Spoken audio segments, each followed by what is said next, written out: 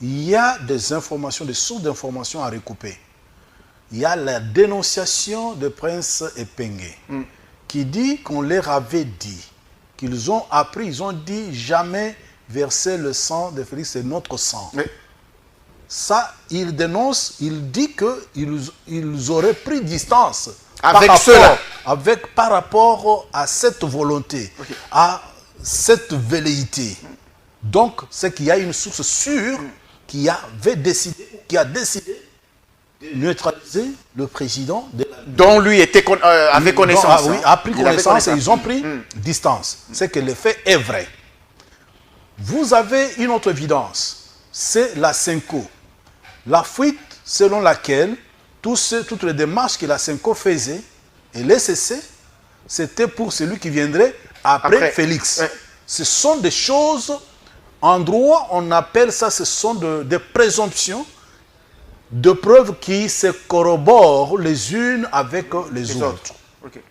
Et aujourd'hui, que l'on trouve sur certains hauts responsables de l'armée, de messages compromettants, de messages de connivence, de messages attentatoires à l'intégrité physique du président de la République, nous pensons que la nation congolaise est sous menace et que le service de renseignement devrait être mis en alerte rouge pour que quiconque est soupçonné de connivence avec les ennemis du régime soit neutralisé.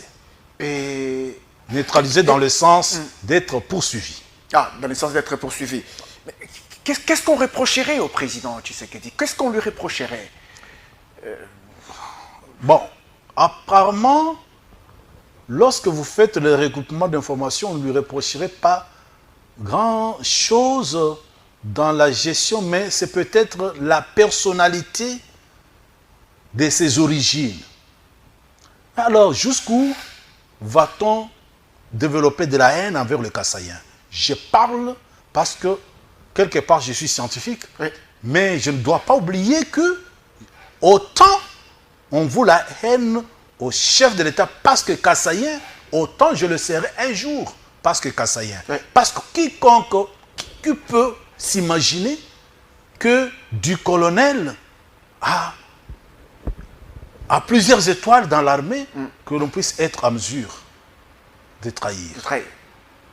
Comprenez? Mais on ignore qu'au-delà de la politique, il y a l'effet spirituel. Excusez-moi de passer par ce chemin-là. La spiritualité qui passe par l'anthropologie culturelle et même la sociologie.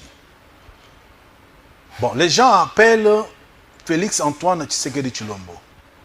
Mais ne se pose pas la question parce que le nom que porte quelqu'un, c'est une vocation. Le nom que chaque personne porte, il y a une vocation dans le nom. Félix, c'est un prénom qui est pris de Félix Vundowe. Ok. C'est un prénom qui est pris de Félix Vundowe. Donc un grand équateur. Antoine, c'est Antoine Gabriel Kyungu Wakumwanza. Ok. Ah oui. Qui était ami à Étienne Tshisekedi. Le père de Félix. Le père de Félix. Tshisekedi, c'est le nom du père de Tshilombo. Étienne Tshisekedi. Un grand nom. Nous parlons de grands noms. Un grand nom de l'Équateur, un grand nom du grand Katanga et un grand nom du grand Kassai. Et surtout plus, parce que Étienne n'était plus seulement Kassai, c'était un grand nom zaïrois congolais. Et enfin vient son nom Tshilombo. Donc en lui, sur le plan spirituel, anthropologique et sociologique, il y a 4 personnes. C'est toute une grande vocation. Alors, vouloir, deuxièmement, le pouvoir que détient Félix Antoine Tshisekedi Tshilombo, c'est la récompense, la justice de Dieu qui récompense des milliers de personnes victimes qui sont tombées pour avoir été en opposition contre le régime Mobutu, contre le régime Laurent Désiré Kabila, contre le régime Joseph Kabila. ainsi Une récompense de Dieu. une récompense de Dieu. C'est ainsi que vous trouverez que ces régimes, on peut tout reprocher, mais de la volonté de Félix Antoine Tshisekedi Tshilombo, verser le sang pour conserver le pouvoir, ça n'existe pas. Mais vous avez vu des gens qui ont versé le sang pour... Mais aujourd'hui encore, pour l'acquérir. À l'Est, il y a des tueries. Donc c'est quelque chose qui m'a hanté l'esprit, je devrais le dire, que les gens le sachent. C'est 30e tentative de coup d'État qui échoue. Il y en a eu beaucoup. Hein. Entre-temps, lui n'est pas militaire. C'est un simple civil. C'est un simple civil. C'est dire il y a la main de Dieu. La main de Dieu qui le Il y protège. a la main de Dieu qui le protège. Parce qu'on a vu des présidents de la République qui avaient été à un moment des militaires et le coup avait réussi.